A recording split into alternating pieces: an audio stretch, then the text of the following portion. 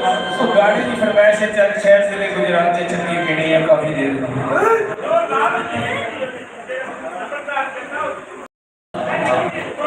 चल चलो टोट का ही हो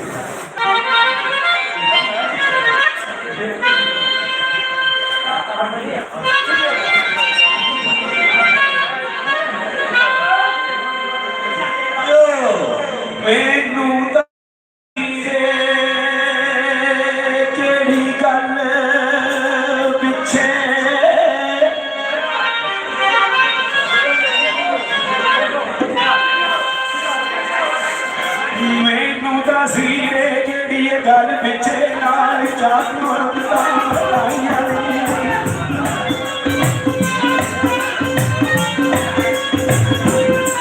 मैनू दसी गल पिछे नाल चाकू लाइया दी गाड़ी बाई कोई देखू खिलड़